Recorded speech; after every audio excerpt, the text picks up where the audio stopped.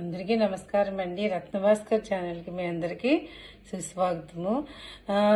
జనవరి 26ని republic day కదా.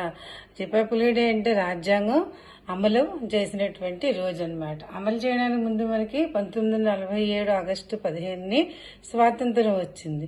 ఆ స్వాతంత్రం రావడానికి ఎంతో మంది వీరులు కష్టపడి ప్రాణాలను అర్పించారు.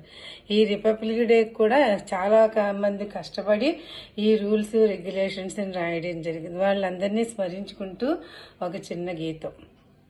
భరతమాత సంకెళ్లను తెంచి సాధించాము స్వాతంత్ర్యం.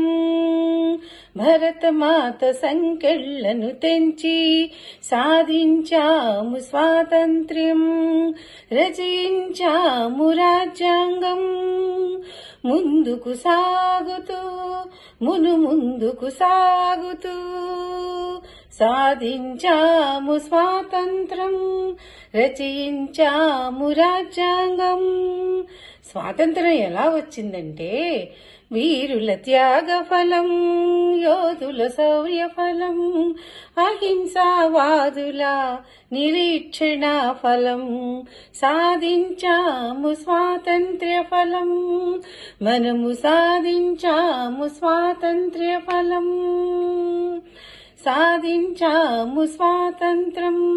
మనకి రాజ్యాంగం ఎలా వచ్చిందంటే ఎవరు రాశారంటే స్వేచ్ఛా భారతికి తోడుగా ప్రజాస్వామ్య రథసారథై. రాజ్యాంగం మనకి ఎలా వచ్చిందంటే స్వేచ్ఛా భారతికి తోడుగా ప్రజాస్వామ్య రథసారథై. మేధో మదన ఫలమై జనించెను రాజ్యాంగం, జనించెను రాజ్యాంగం. జగతికి దీపమై దారి చూపగా జనించెను రాజ్యాంగం. జగతికి దీపమై దారి చూపగా సాధించాము స్వాతంత్ర్యం.